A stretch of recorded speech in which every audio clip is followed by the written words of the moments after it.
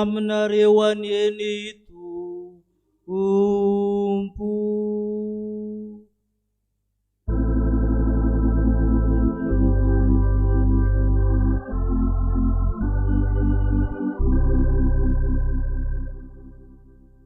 Alaka misy masina ao anatin'ny fandinian-tena tranontsika anatin'ny herinandro masina. Ivony fanorenana ny fanasan'ny tompo, ivony herinandro masina. Jesosy tao Getsemane nisamborana azy, nanomboana ny fitsarana azy. Ny dekona sy olona no hitarika antsika amin'izany.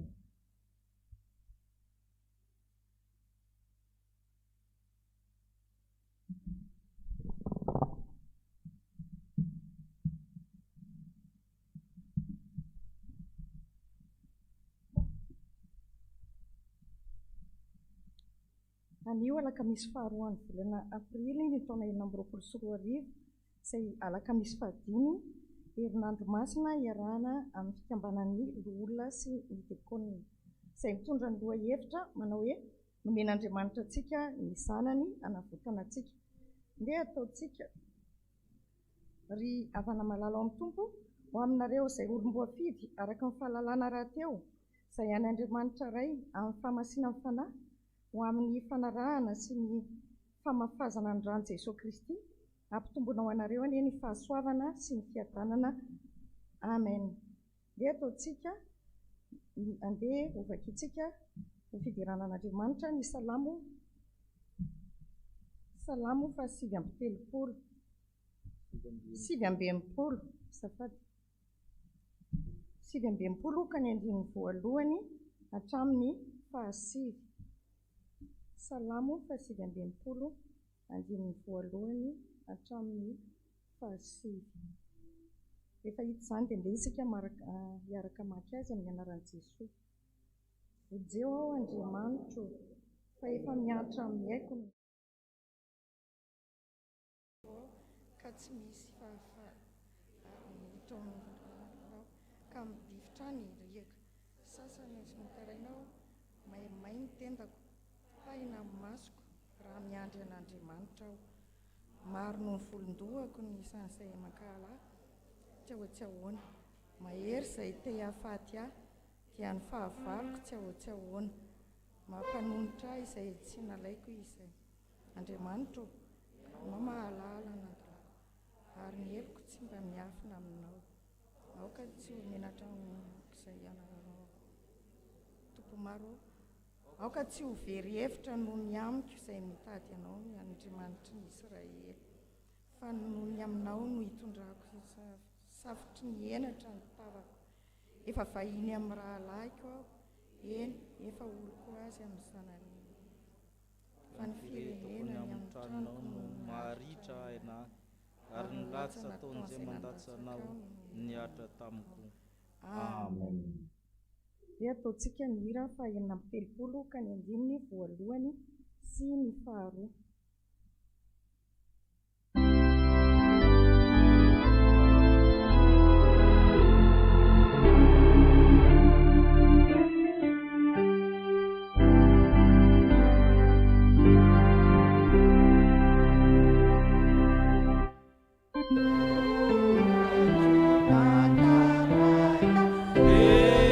Sabana,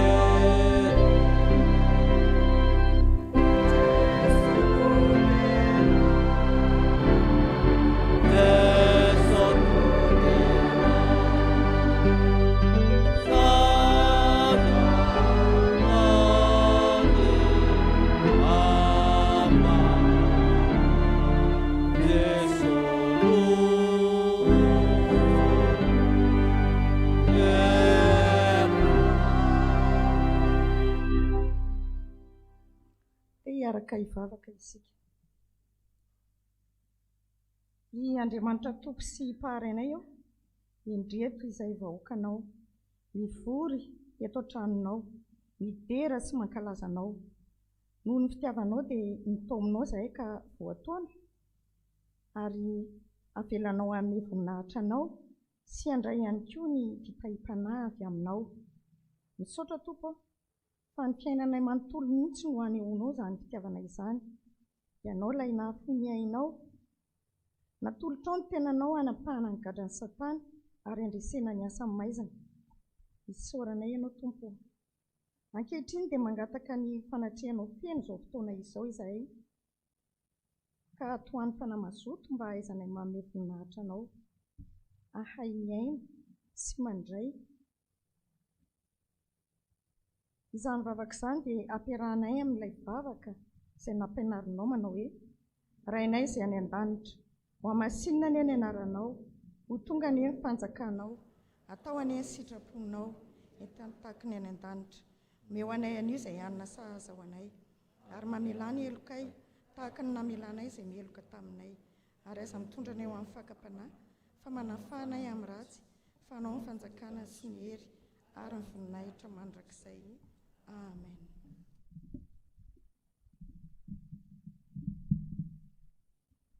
Mahazo toerana isika miomana amin'ny liturjian'ny tenin'Andriamanitra amin'ny hira fahavala amin'ny 80 ny 1.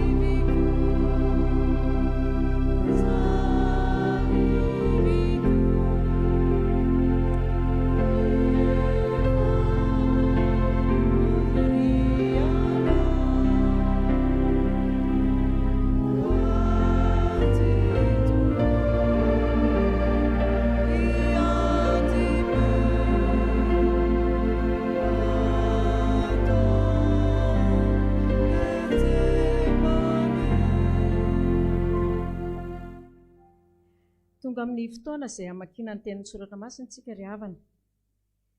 Ny Salamo 7:30, raisina amin'ny andininy 9:20, mitsahatra amin'ny andininy 12:20.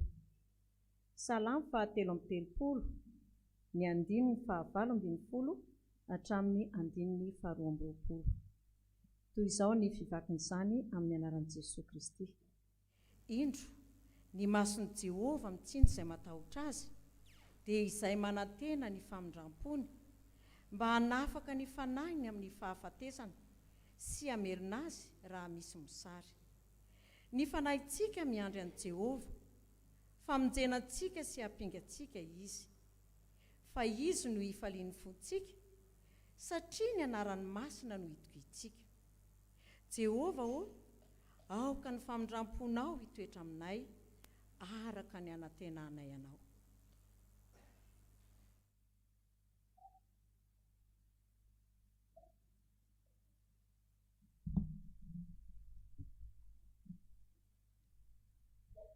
Ny epistily ho an'ny Filipianina toko 2 raisina amin'ny 15 atsahatra amin'ny 11. Filipianina toko 2 raisina amin'ny 15 atsahatra amin'ny 11. Vakiana amin'ny anaran'i Jesosy. Koa raha misy fampirisiana ao amin'ny Kristy, raha misy fampiononana ny avy amin'ny fitiavana, raha misy firaisana amin'ny fanahy, raha misy famindrampo sy fiantrana, dia tanterao ny fifaliako mba iraisanareo saina. Miray fitiavana, raisina amin'ny 15. Aoka ho aminareo izao saina izao, izay tao amin'ny Kristy Jesosy koa, izay na dia nanana ny endrik'Andriamanitra aza, dia tsy natao no zavatra ofikiriny mafy ny fitoviana amin'Andriamanitra, fa nofoanana ny tenany tamin'nakany ny endriky ny mpanompony sy ny nahatongavany ho manam-pitoviana amin'ny olona. Ary rehefa hita fa nanantare ny olona izy, dia nanetry tena ka nanaiky hatramin'ny fahafatesana, dia ilay fahafatesana tamin'ny hazo fijaliana, koa izany no nanandratan'Andriamanitra azy indrindra sy nanomezany azy ny anarana izay ambony noho ny anarana rehetra, mba ho amin'ny anaran'i Jesosy no andehanany no andohalian'ny lohalika rehetra, na ny any an-danitra, na ny etỳ an-tany, na ny any ambanin'ny tany, sy aneken'ny lela rehetra, fa Jesosy Kristy no tompo, ho voninahitr'Andriamanitra ray.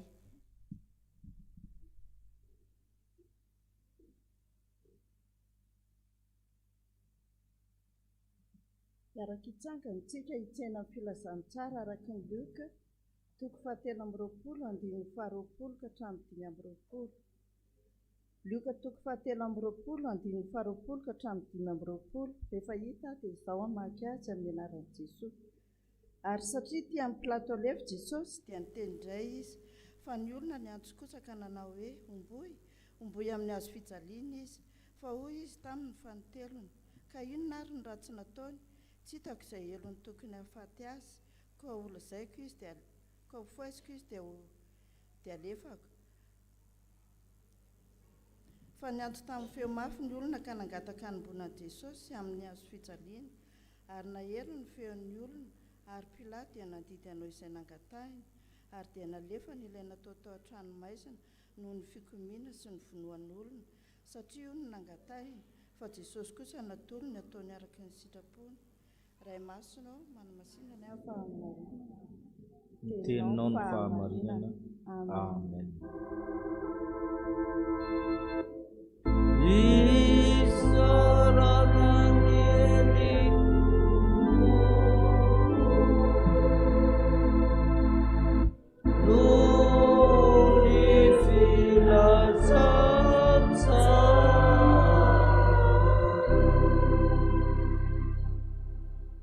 Iombona amin'ny vavaka isika tompoka.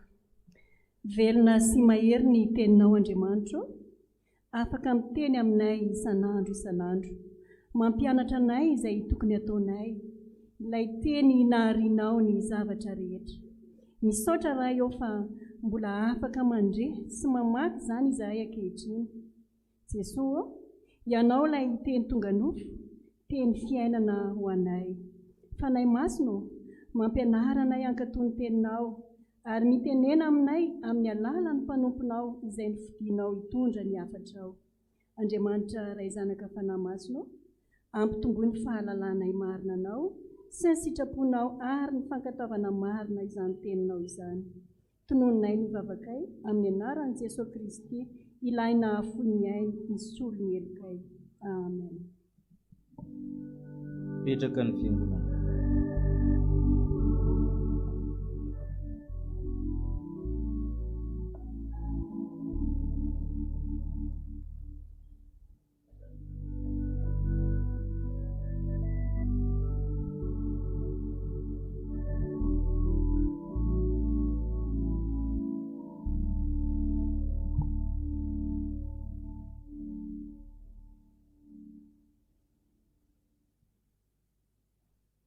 ho amintsika rehetra ny fahasoavana mba ny fiadanana amin'Andriamanitra raintsika sy Jesosy Kristy tompontsika. Nomen'Andriamanitra antsika ny zanany mba hanavotany antsika. Filipianina toko 2:9. Filipianina toko 2:9 vakitsika rehetra aminaran'ny Tompo manao hoe: ary efa hita fa nanantare olona izy dia nanetry tena ka nanaiky hatramin'ny fahafatesana dia ilay fahafatesana tamin'ny azo fijaliana. Epistily ho an'ny fiangonana tany Filipi, indraindray antsoina hoe epistiliny fifaliana, fa tsy fifaliana ihany ny resahana ao. Anisan'ny mampiavaka mampalaza nyty epistily ho an'ny Filipianina ty ny toko 2. Ny toko 2 izay misy ny amin'ny 5 ka hatramin'ny 110 io ahira zany izy io, hiran'ny fiangonana voalohany. Io natao hymne kenotika, na hira ny fanetretena, na hira ny fanafoanana amin'ny tena. Zay zany ny anaran'io. Misy zavatra maro hafa koa ao fa zay fotsiny singa amintsika hoe ivony epistily ho an'ny Filipianina io Filipianina toko 2:5 hatramin'ny 1:11 io. Ialohavan'ny Paoly amin'ny teny hoe oka ho aminareo izao saina izao zay atao amin'ny Kristy Jesosy koa, amin'ny 5. Misy zavatra ao amin'ny Kristy Jesosy zany tokony hafindra, tokony iainany reto Filipianina ireto. Oka ho aminareo izao saina izao zay atao amin'ny Kristy Jesosy. Zay zavatra tiany Paoly hafindra amin'ny fiangonana zay no resahantsika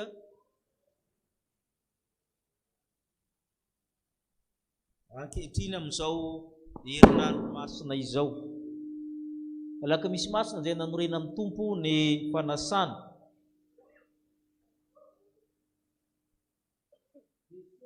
Olombelona zay ny resahanao ary Jesosy le maty. Rehefa hita fa nanantare olona izy, zavatra anankiray voalohany amin'ny famonjena, arivon'ny famonjena dia Jesosy Kristy tonga olombelona. Ny andininy fahaenina zany vakitsika i Jesosy zany resahana eto izay nadiananana ny endrik'Andriamanitra ary dia tsy nataony zavatra ny fikiriny mafy ny fitoviana amin'ny Andriamanitra. Jesosy zany narina ny endrik'Andriamanitra, endrik'Andriamanitra io amin'ny teny Grika dia morphe, ary ny morphe zany tsy voadika amin'ny teny hoe forme, satria ny toetra an'Andriamanitra ny resahana eto. Izay antsoinareo hoe morphologie zany rehefa hitarina ny teny. Nanana zo, nanana ndraikitra mahandriamanitra azy izy tany aloha, ary io ny resahana amin'ny Jaona toko 3, filazantsara ny Jaona. Ary betsaka zany mbola misy na tsy betsaka ary ny kristianina na fiangonana tsy mahalala fa efa Andriamanitra i Jesosy aloha vao tonga olombelona. Ary ny famadika amin'izay tsy azo atao fa fampianaran-diso. Rehefa nanao fampianarana tamin'ny ray mandeha tamin'ny 20 Martsa dia nisy olona miteny hoe i Jesosy dia olombelona miakatra tonga Andriamanitra dia tsy zakan'ny Satana nahita azy. Fampianaran-diso ray lavaka zany. Andriamanitra tonga olombelona izy fa tsy olombelona tonga Andriamanitra. Le départ mihitsy zany ny diso sady zéro. Zay natao hoe pré-existence du Christ et son éternité. Efa nisy izy tao an-danitra. Zay mahatonga ny Jaona miteny tamin'ny voalohany ny teny, ary ny teny dia tao amin'Andriamanitra, ary ny teny dia Andriamanitra.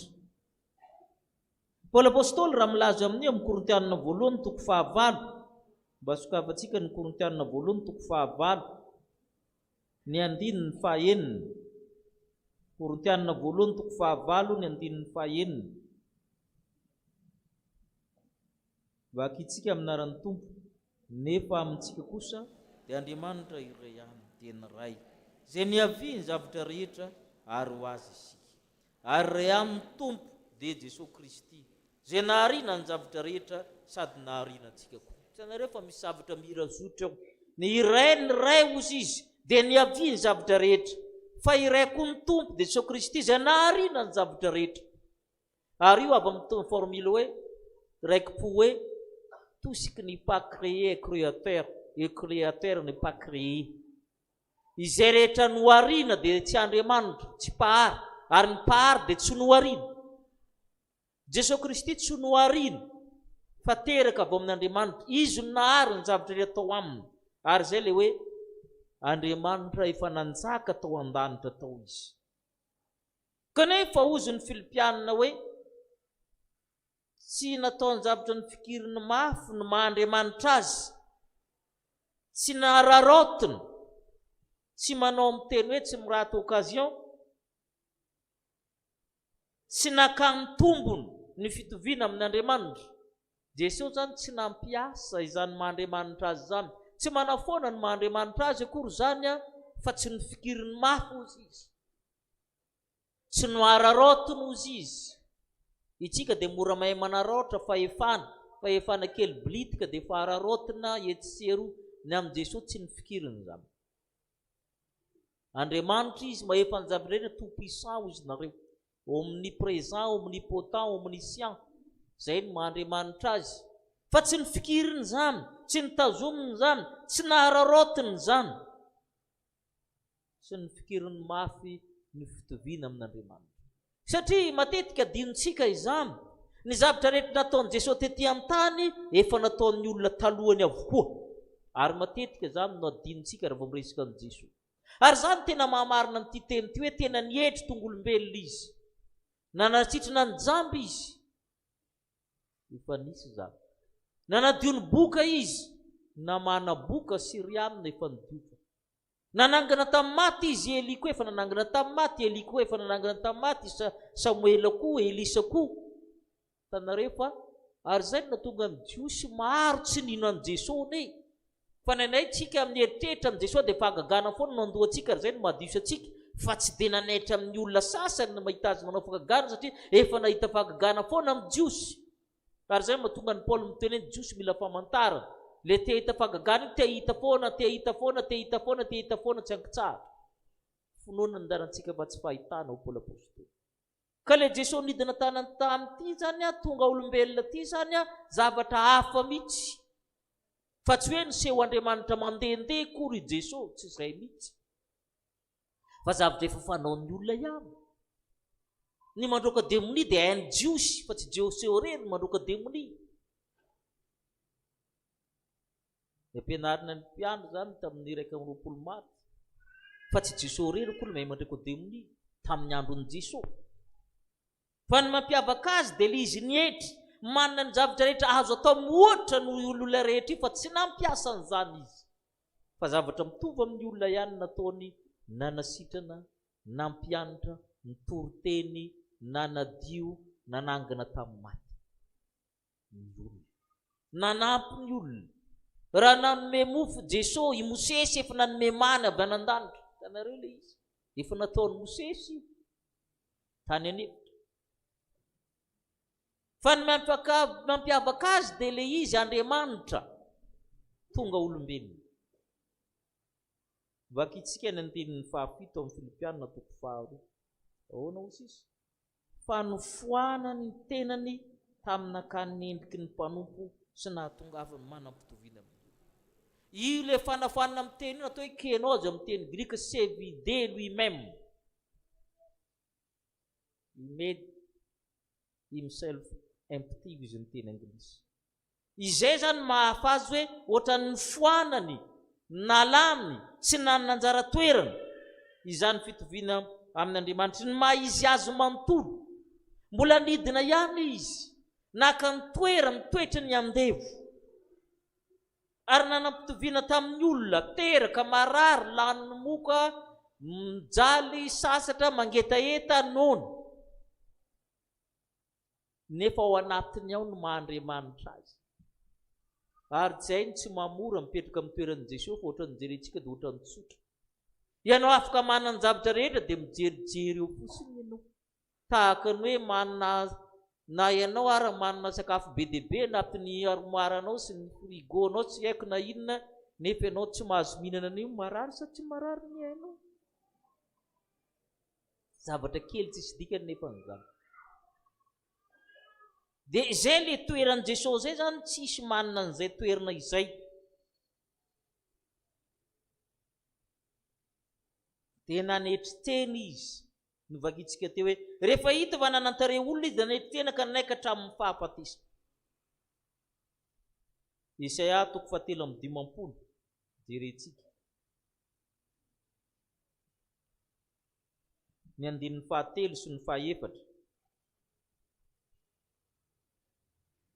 raha jerentsika io ambony amin'ny 9 dia hoe raha nijery azy tsika dia tsy nisy hatsarantare haniritsika azy misy manam-pahaizana nikarika hoe tsy tsara tare ohatra ny ataonareo amin'ny film ikory zany Jesosy zany satria olona reraky ny adi-piainany zany izy le olona fa reny ataonareo amin'ny film reny somary misy dokam-barotra dia mba atao bogobogosy izy fa vakio fa hitanao tsara amin'ny 9 hoe raha nijery azy tsika dia tsy nisy hatsarantare naniritsika azy teo izy atsika amin'ny 7 natao tsinotsinona sy ny laviny olona izy lehilahy ory sady zatra fahoriana izy azaizaka tsy tiany oloko jerena akory izy natao tsinotsinona izy ka tsy nahody nitondra naretintsika tokoa izy sady nivesatra ny fahoritsika kandrotsika nanao azo kapohana sy nasir'Andriamanitra ary napahory izay no tenenany Isaia azy ary zay no nidinany hitovy endrika amin'ny mpanompo sy ny olona ary mbola nidina ambany noho izany satria ny zanak'olona tsy tonga mba ho tompona fa tonga ambany nanasa ny tongotry ny mpianatra izy ary zay mba tonga azy eto amin'ny lioka ny vakina teo dia nilaviny olona tokoa izy Jesosy zany tena hoe ilay tsy avotra satria nitsarainy mpitondra fivavahana izy tsy tafavoaka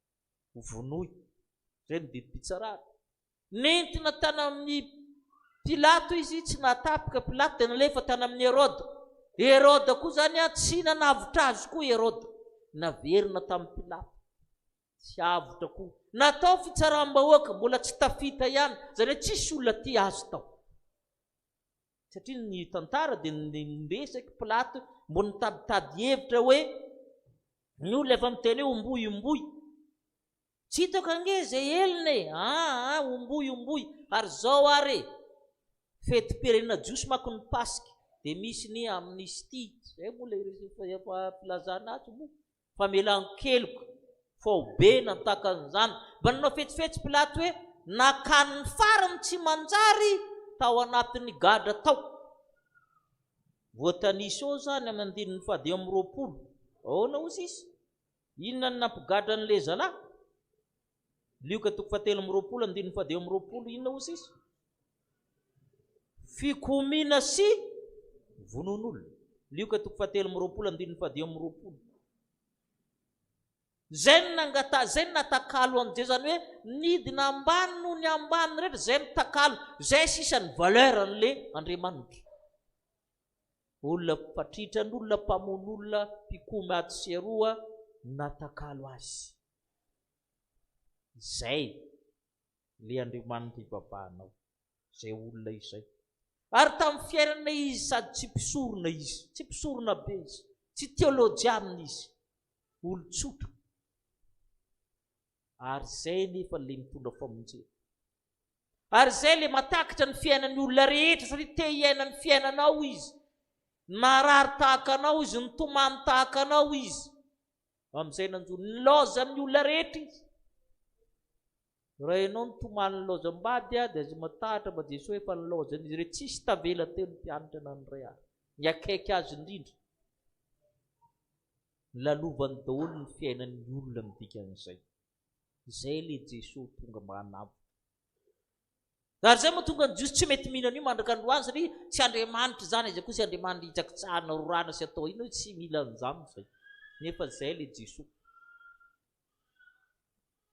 ary ny zavatra faharoa aminatin'io hira ny fanafanana ny tena io na hira ny fihetretena io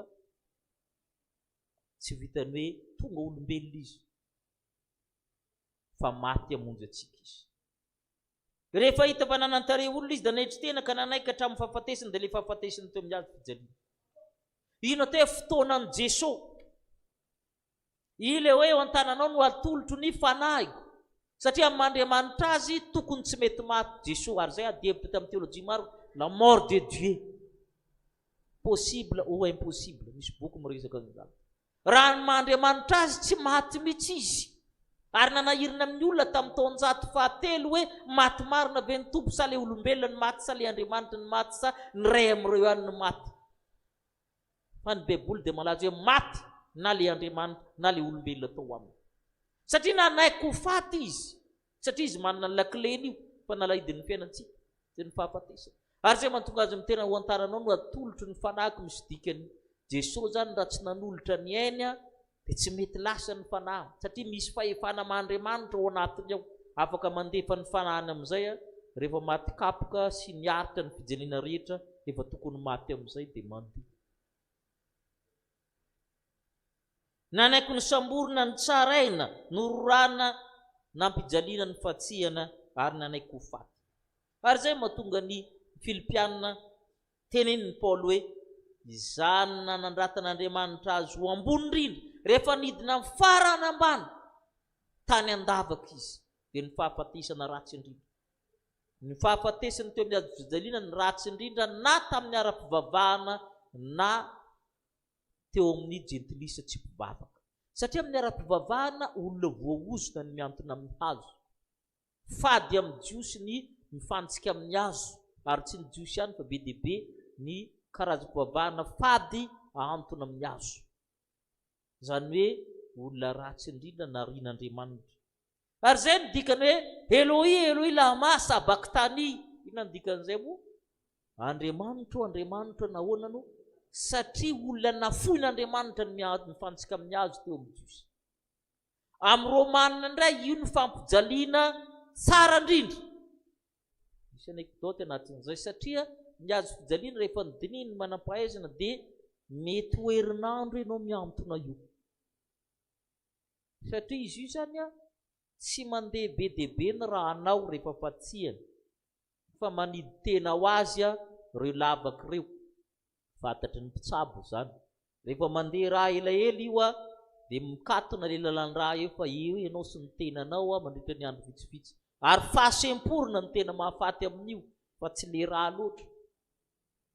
Fa nahatonga Jesosy malaky maty satria izy efa maty kapoka, hatry ny alina, ny maraina sy ny sisa, efa maty kapoka loatra izy. Fa le jiolahy teo akaikiny anie mbola tsy maty, tsy zay mbola izy. Dia nitapahana ny tongony satria ho sabaty ny ampitson'iny. Ny amin'ny hazo fijaliana zany no marary indrindra, satria izy io zany miteraka zany convulsion, fanintona, dia miteraka crampe sy ny sisa ao anatiny. Tsy mihetsika ny zavatra ao aminao, zay mahafa be amin'io. Na ny vavony na nina mihetsika daholo ny zavatra ao anatinao ao, dia miakatra tiany raha, dia izay mahatonga ny hoe supplice crux amin'ny teny latina. Dia io zany andevo namon'olona sady ny lefa nataony amin'ny Romanina. Ny Romanina dia tsy azo foatsehina amin'ny hazo fijaliana. Raha mijery nareo ny film anankiray atao hoe Spartacus na anankiray Judas Ben-Hur, dia rehefa tratry zareo dia anankiray tsy maintsy fatsihana eo. Dia naleon'ny zareo ny famona aloha, satria le fatsihana eo ny tena mihinana indrindra. Dia le lehibe ny tsy nety fa tsy maintsy zany ny fantsika eo dia novonoiny daholo ry zalahy. Satria tsy ny olona rehetra zany no mahataty ny fantsika eo. Dia izay zavatra izay koa nefa ny fisandrata amin'ny tompo, fandresena ny Satana, satria tsy maintsy natao. Inona moa ny sakrifisy ataon'i Jesosy? Satria ny fahotako, ny fahotana nomboka amin'ny Damasieva, tsy maintsy misy fanekena vaovao, satria simba ny fanekena taloha. Le fanekena tsy maintsy amin'ny raha tsy misy raha latsaka dia tsy misy famelan-keloka. Ka tsy fantatrareo fa tsy zavatra tahaka ny volamena nanavotana anareo tamin'ny fitonantena adaly, fa raha soan Jesosy Kristy hoy Petera. Petera voalohany, toko voalohany sy 7 vakitsika. Petera 1:2 9:20 sy 7:20. Inona moa tsy maintsy namonoana azy fa azo natao tahaka ny saka ne taditsika tantarany saka saika fotsiny avy tony soloana ondry. Zay moa le tantarana amin'ny sekoly alady mianatra an'izany. Fa tsy maintsy nalatsaka ny rano. Petera 1:2 ka hatramin'ny 7:20 fa fantatra rehefa tsy zavatra mety simba tahaka ny volafotsy volana.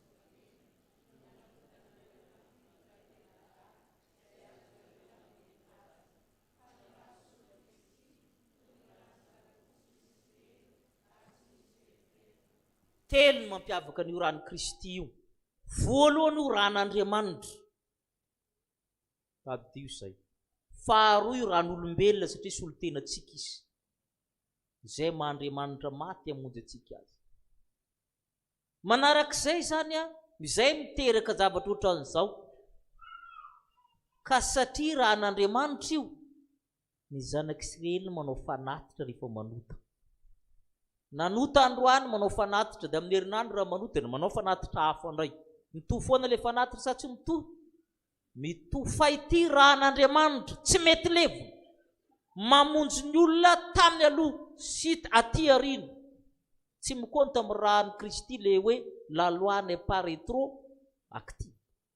Fa ny rano Jesosy Kristy zany mamonjy ny olona hatramin'ny Adama sy Eva, dia mamonjy ny olona amin'ny ho avy amin'ny taranakao, satria ran'Andriamanitra io tsy mety ritra, tsy mety levona, tsy mety lo.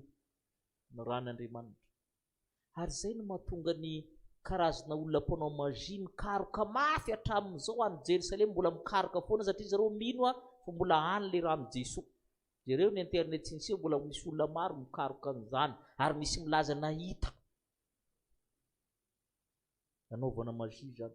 Satria marina tapany ny heviny hoe ran'Andriamanitra. Satria raha tsy ran'Andriamanitra koa tsy mahadio anao ary ny fahatelo dia hoe ny fahafatesina no tambiny lota. Tsy maintsy maty satria mpanota isika. Dia Jesosy ny solo mba tsy ho faty fanoloantsika fa maty araka ny nofo fa tsy ho faty ny fanahy. Ny fanahy manota no faty ny soratra masina. Zay ny antony rano Kristy, zay no mahatonga azy tsy maintsy maty. Tsy azo soloana. Tsy misy mahasolo ny rano Kristy ny dikan'izay. Satria ny fahatelo farany dia raha tsy misy petipetina io izany hoe tsy misy loto. Fa tsy ny ran'olona maloto no manadiovany ny olona maloto, fa tsy maintsy madio. Ary zay le izy. Izay zavatra izay ny tsy haivana amin'izao alaka misy masina izao. Hoe Andriamanitra nanome ny zanany ho antsika. Tonga olombelona izy. Le tonga olombelona efa zavatra manahirana. Ary tsy tokony atao amin'Andriamanitra. Nefa noho ny fitiavana antsika, niara-monina tamintsika. Dia ny faharoa, tsy vitany hoe tonga olombelona fa maty. Satria le tonga olombelona nefa manahirana amin'Andriamanitra azy. Efa tsy rarina amin'Andriamanitra azy. Fa tsy zany ihany zay mahatonga le teny vakiana hoe rehefa hita fa nanantare olona izy, mbola nanetry tenany iray ka nanaiky hatramin'ny fahafatesana, dia le fahafatesana teo amin'ny hazo fijaliana. Raiso anao zany fahafatesan'i Kristy zany. Tsy ianao no faty ara-panahy. Raha ianao ny miaina izany rano Kristy izany, dia mikorio anatinao, ampandresy anao ny fahafatesana sy zavatra rehetra nilovanao. Amen.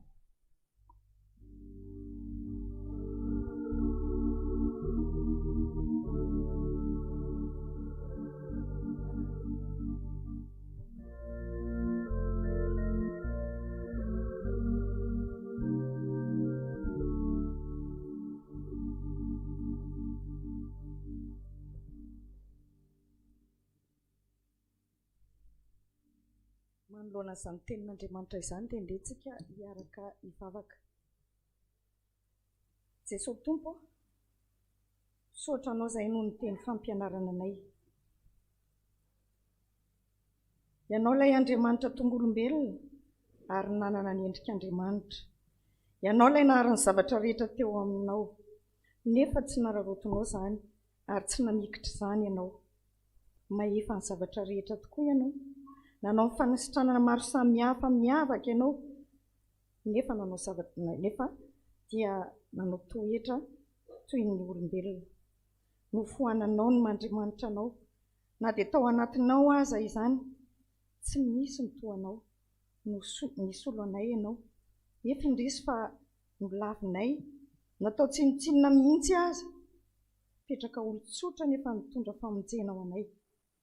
Manaiky hatramin'ny fahafatesana mihitsy aza, nanolotra ny ainao, azahoana ny fanahy ianao.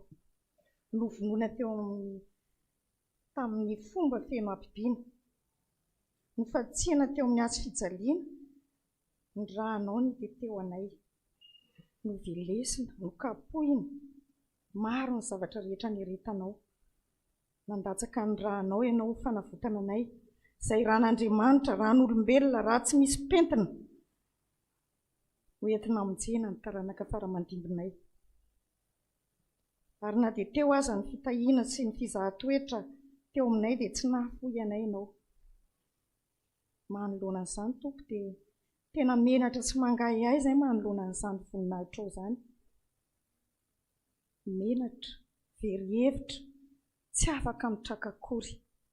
Nefa dia ho any amin'iza moa izay Tompo fa tsy ho eo aminao ihany. Ianao ilay tia sy mangoraka ny olonao. Koa mandrary fo aminay Tompo, mamelany elokay, diovy izay ho afa-pahotana, sasao izay mba ho afa-keloka mba hifankahita-tava aminao sy nirotsaha ny fananao masina ho aminay tsirairay avy. Misaotra anao Tompo, fa tianay dia tena tianay tokoa ianao. Mino sy manantena izay fa ianao ilay mpamela heloka, ianao ilay mamindra fo, ianao ilay mitantana sy mbola momba anay mandraka ankehitriny, koa dia hisoranay ianao fa hamela ny helokay tokoa. Dia amin'ny anaranao Jesosy ny anaovana izany vavaka izany. Amen.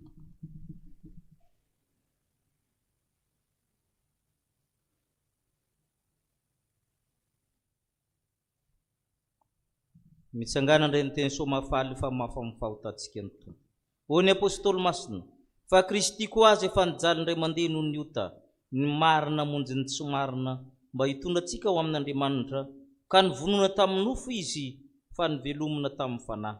No izany ny ravina dia voavela sy voafava avokoa ny helontsika noho ny anaran'ny masina, samy moderan'ny Tompo isika manao hoe: sambatra ny olona izay voavela amin'ny helony, sy voasarona ny fahotana.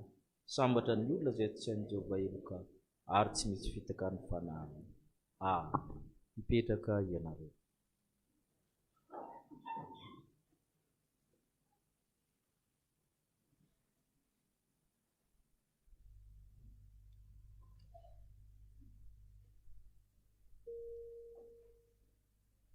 Hiomana amin'ny sakramenta masina isika.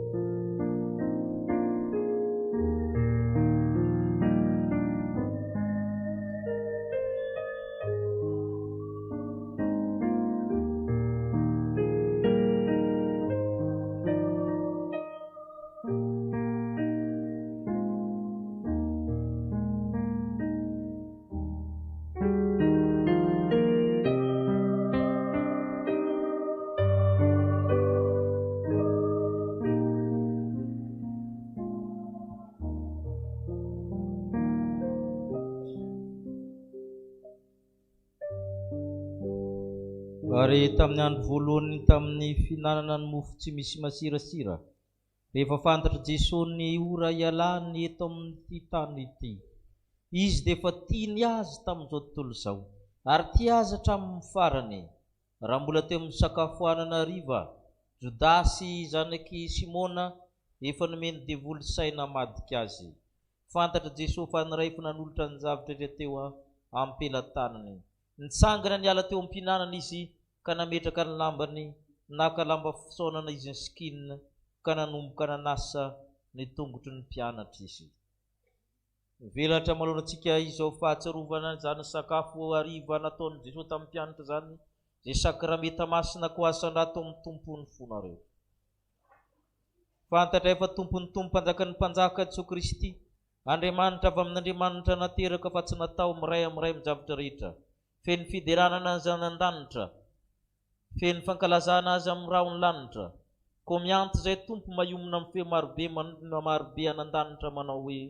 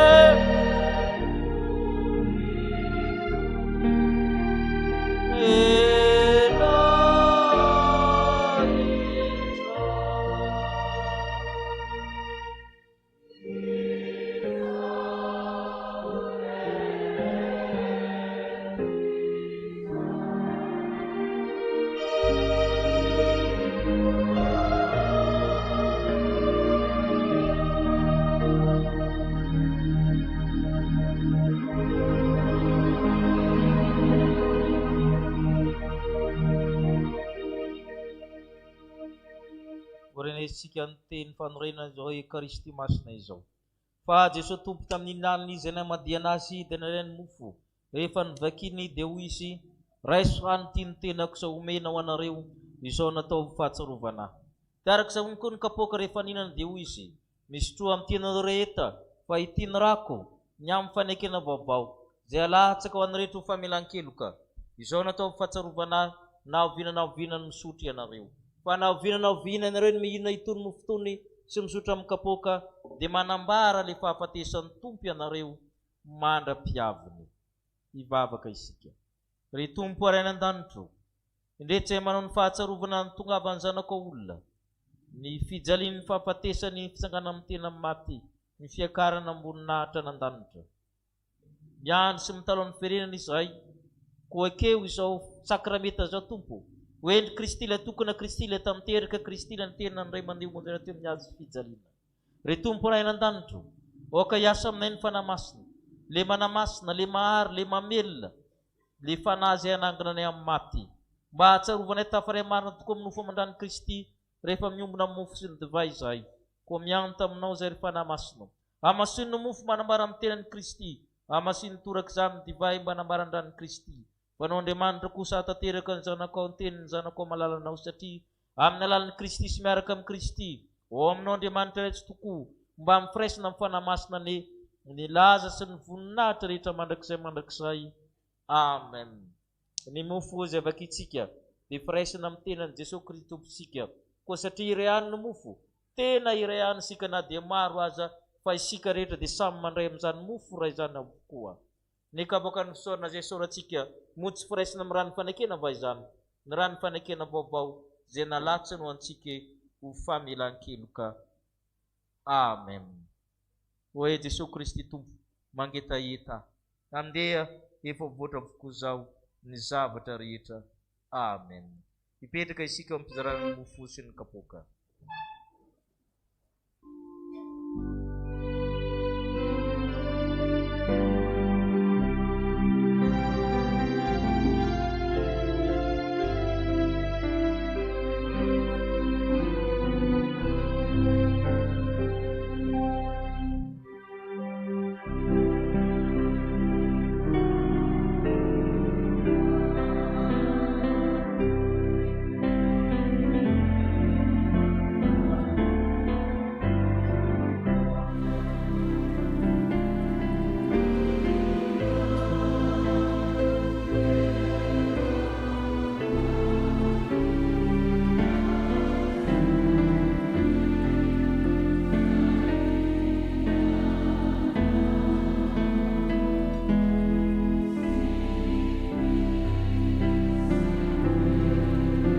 enty zany kazarao.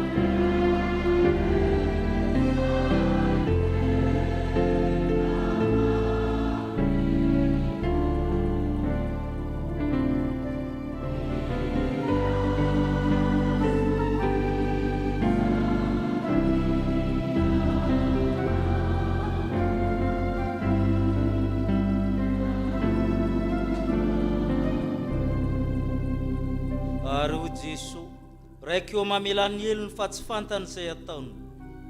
Lazaiko aminao marina tokoa, anino ionanao amiko any paradisa.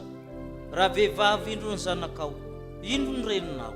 Eloi, Eloi, lama sabakitany. Andriamanitro, Andriamanitro, nahoana ny mahafoy ahy ianao. Mangetaheta, raiko eo an-tananao no atolotro ny fanahiko. Vita.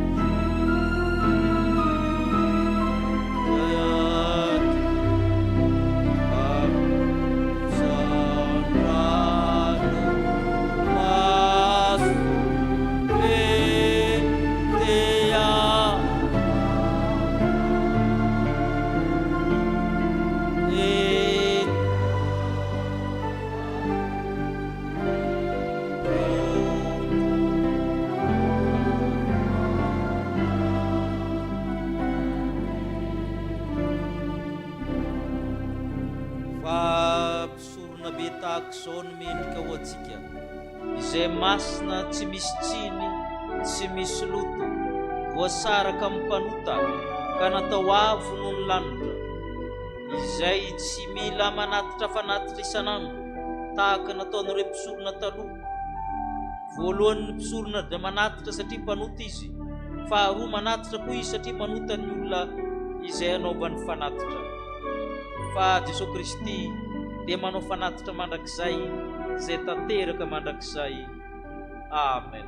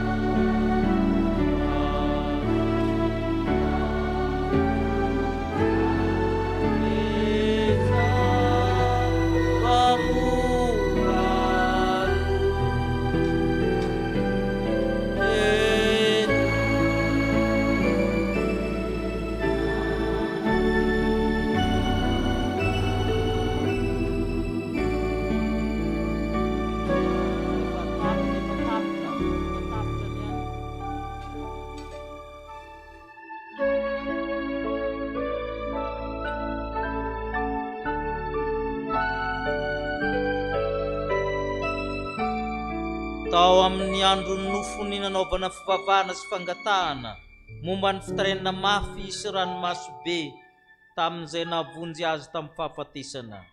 Dia nianatra fanarahana izy, nianatra fahoriana izy na dia zanaka aza, ary dia natao tanteraka izy vitany ny famonjena mandrakizay, fa izy dia mpisorona be tahaka ny Melkizedeka. Amen.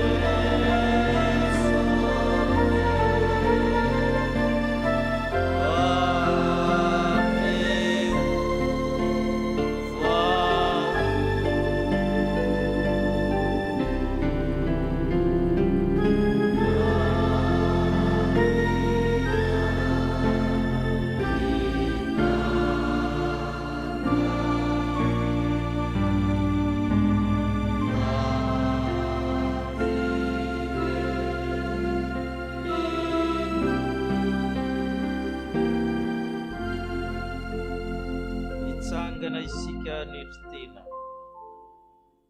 Oka isika iompo amin'ny fanetretena manao hoe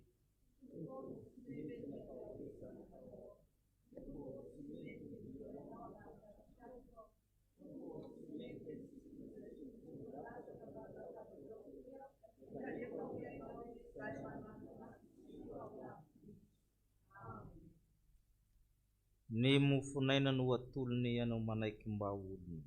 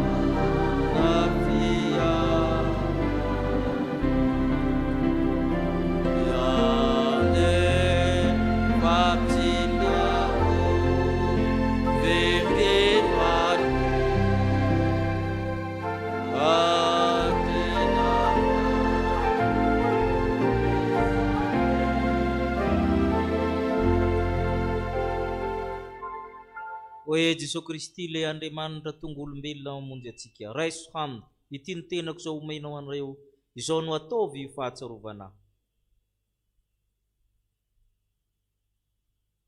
Jesosy tompo no nanolotra ny ranomasina ho avotra.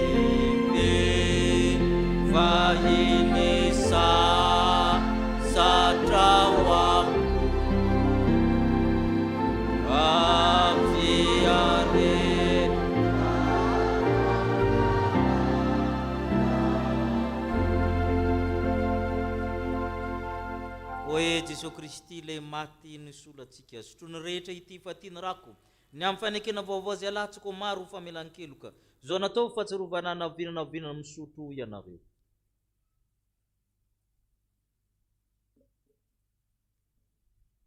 Misaoranao zay Tompo, efa nandray arak'izay mety izao sakramenta masina izao, tamin'izao alaka misy masina izao.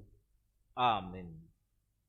Hoy ny apôstôly, miraisa saina, miara ory, mifankatiava, mifamindra fo, mandretretena, aza mamaly ratsy, faoka isotra. Amen. Ipetraka amin'ny fifaliana isika aminao ny rakim-pisaorana, ny rakim-pisaorana dia ny rakitra ny fandraisana, dia ho araha amin'ny rakitra nitsika kristianina dia ny rakitra voalohany sy ny faharoa izany rehefa avy eo. Vekonina andamina antsika amin'izany dia afaka mihirana ny tokopirana.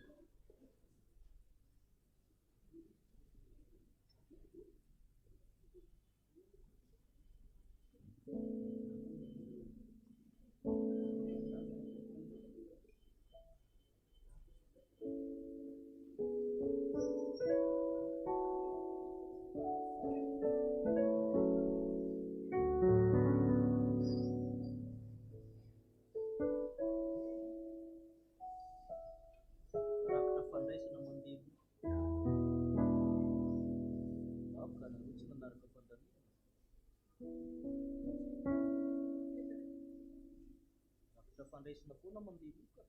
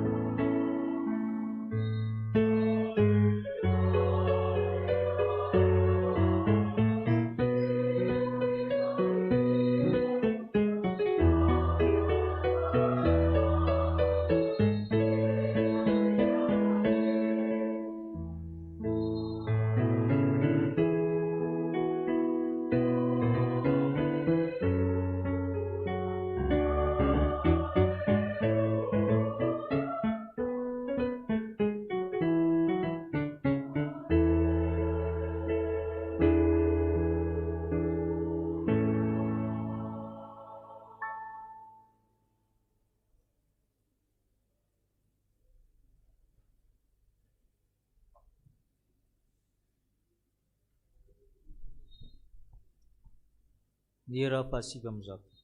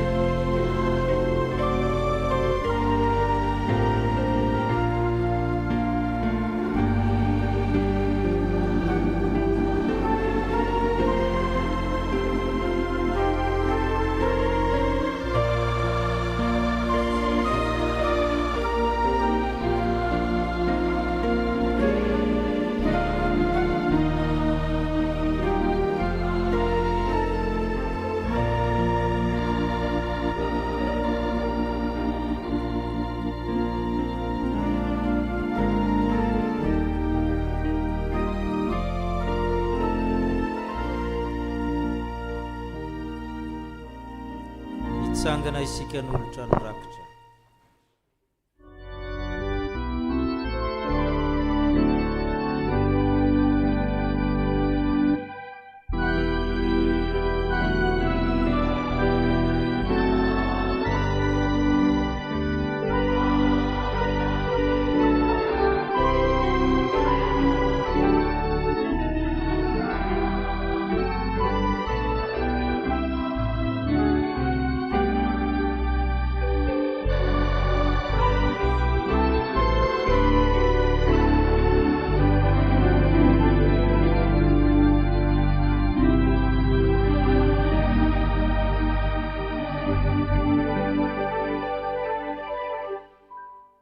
Ipetraka isika dia mangataka feonkira amin'ny tendritsika hiakatra ty anoloana ny dekorn'olona olona rehetra na manao fanamiana na tsy manao fanamiana mba ambady hanao ny anjara irany amin'ny hafatra kira.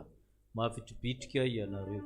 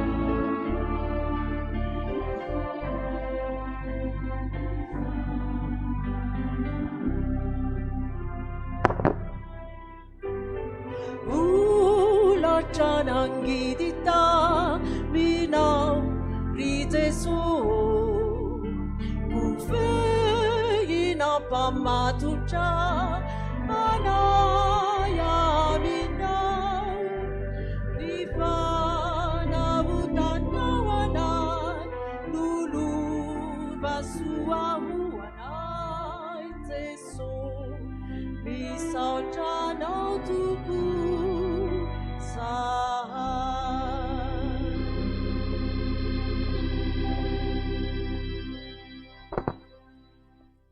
Mitsangana isika indray ny sodrano.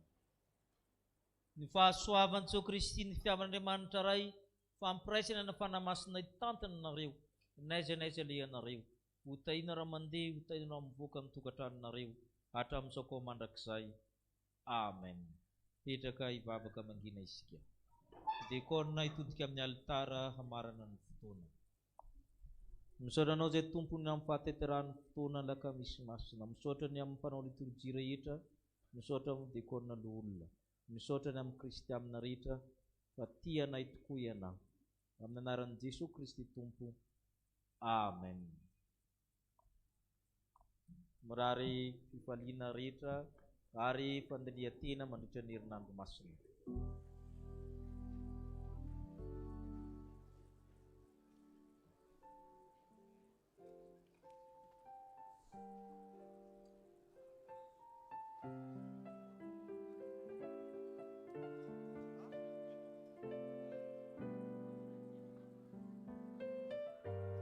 Apitsika amin'ny enina ora sasany ary